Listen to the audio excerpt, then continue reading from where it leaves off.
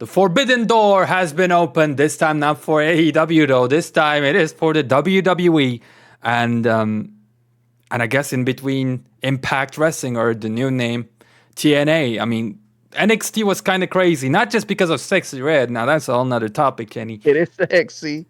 Get it It's sexy. because of this right here. Jordan Grace, we've seen her before in the Rumble, as she said so in her promo as well.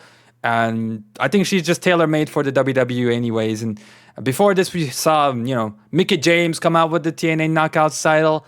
And man, each and every single year, they just have a better and a better relationship with TNA. When I say they, I mean the WWE, because then they had Ethan Page come out to Well, ego. a mild reaction, shall we say. But yeah, this is set up for the next takeover.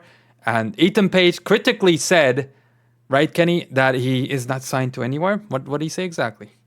So he put out this video today saying, ha ha ha, I know you guys saw me show up at NXT. Nobody expected it, but I'm here. But don't get it twisted. I have not signed any contracts with any major company. So he's kind of making it look like WWE is opening the forbidden door and just letting him come in even though he's not signed. And then at the end of the video, he said, WWE, I'm waiting for that call. Y'all know my number. So I don't know if he's playing like trying to work everybody to make it look like it's a forbidden door thing, or if he's really signed. But either way, I think it's a very interesting angle because this is something we see AEW do a lot. Like they'll bring people in when they're not signed. So for Shawn Michaels to be doing this in NXT, it could open the door for a lot of possibilities and close the door for a lot of possibilities as well. Because if they're just bringing him in for this one spot, do they want him signed, or do they just want to use him for this one angle? So it's interesting. To me, it seems like what NXT is all about, which is experimenting. This is going to be an experiment, and if the segments do well, if it creates enough buzz, if the pay-per-view, gets enough watches, they might try to do more stuff like this, or even go further with talent like this. But I do feel like, again, if this is successful, some sort of stuff similar to this, again, we might see not only in NXT in a bigger scale, but also in the main roster too, because why not? Like, say Kenny Omega is a free agent for a second, and WWE says, you know what, let's come do 2 segments, do 1 match, and then we'll talk about it. You don't have to get signed. And that can lead to some huge things, and the forbidden door could just get even bigger, I guess. But yeah, this is very interesting, and it's not a big shocker to me, Kenny, because I remember back in the day, this was, I think, 2015, 16, we had Jushin Thunder Liger face off against Tyler Breeze in that one NXT TakeOver show. Thought it was out of nowhere. But years later, I remember watching a live stream from Tyler Breeze, and he was saying like, oh, we had such a good relationship going with New Japan, and we're going to do so many more crazy things, kind of alluding to a forbidden door, even before AEW was a thing. But then, WWE ruined everything. That's what he said. WWE ruined all that relationship. So maybe now, slowly, with TNA, and maybe even in the future, one more time with New Japan, WWE might be trying to get that relationship back. Because, I mean, you see what they're doing. They see some cool stuff in AEW, they implement it. AEW sees some cool stuff in the WWE, they implement it in their own show. And I think after seeing, the success or the potential of the Forbidden Door from AEW, I think WWE has been hungry and hungrier to do more stuff, crossovers like this.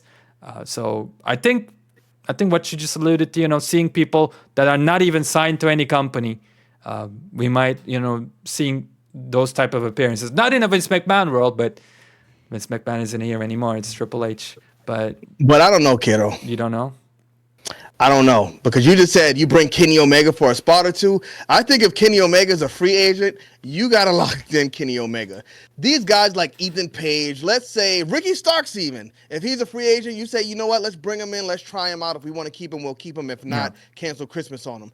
Things like that I think are fine, but if you get the chance to lock down a Kenny Omega, you lock him down. Hangman Adam Page gets free, you lock him down. But for the talent on a smaller scale, I can definitely see it. But you said TNA, you said New Japan. Is there any possible chance you think WWE lets an AEW star come in just for one angle?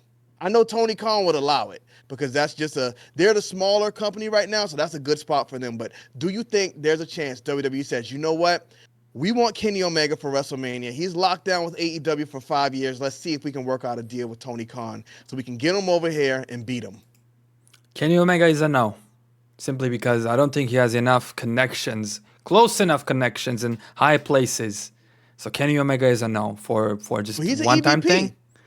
and he's been trying to be nice to Triple H here lately. I mean, yeah, he's been putting him over, putting Roman Reigns over.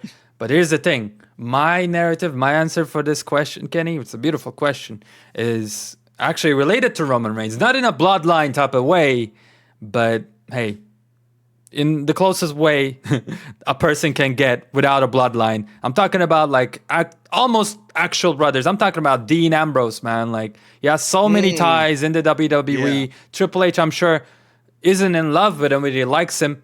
They're pretty much brothers with Roman Reigns, one of the biggest stars, who has The Rock, you know, near his pocket. Let's say not in his pocket, but come on, you know, they're family. You can say like, "Hey, Rock, can we do this real quick?" And hey, if The Rock agrees, he has a lot of power. And then his best friends, Dean Ambrose is great friends with Seth Rollins, like, who is great friends with Triple H. So you have all the groundwork when it comes to relationships, and then you have more than any reason, I guess, to bring him, because the bloodline storyline, the only way you make this even bigger without Stone Cold stepping in is bringing back Dean Ambrose for a couple of maybe pay-per-views, maybe just one pay-per-view, like a WrestleMania moment. I mean, imagine.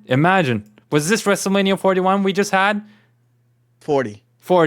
Imagine Dean Ambrose coming there at the very end as well, instead of Seth Rollins. I mean, like, that would have been crazy. Yeah. Or coming out with Seth Rollins. There you go. Try to put Roman Reigns down. That would have been huge. So yeah, that would be my answer. I don't know, man. Hey, Dana White, he's top dog in TKO.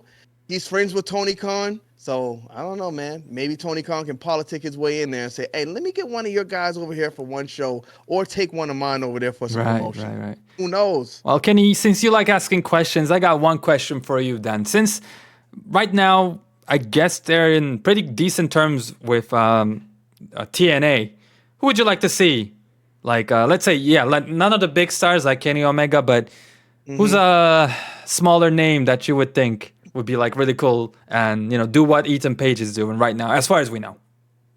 So I had no idea who this Joe Hendry dude was like a few weeks ago, but I kept seeing the music video all over my TL and people posting the meme of him smiling, and like, it just drives me crazy if I keep seeing stuff like that. So I'm like, who is this? So I got to look into it. So I went and watched the video and I was like, this guy's like a Pentecostal youth pastor or whatever. And I was like, you know what? He's cool.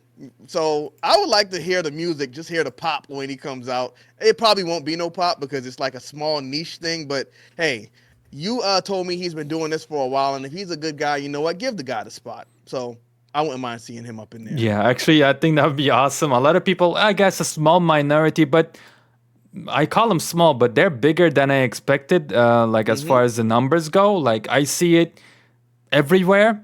And I've been seeing it for a good while too. Like, they've been consistent with wanting Joe Hendry in there. And I started following him back in WCPW days, so like 2016 or something like that. And he's just been constantly working hard to come up with a good character, because he was always pretty much, you know, did whatever he needed to do in the ring. He had an awesome match, even, you know, years ago with Kurt Angle, for example. Like, I always knew in the ring he was ready, and he's finally got this interesting character.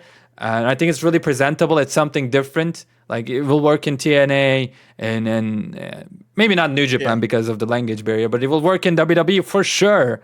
I mean, he's a perfect Rumble entrant or something like that. I'm 100% behind it. I think it's only a matter of time. If he doesn't grow too old, I think it's only a matter of time we see Joe Hendry in the WWE anyways. And I hope, you know, all these recent developments just got him, you know, one step closer to the doorstep of the WWE, because I think he totally deserves it. I think he's really fun and he's a good wrestler, and I would like to see him. He just turned 36, so it's getting around that time. So let's get it. Let's get it. TNA has to put the belt on him if they want him to go to the moon. So we'll see.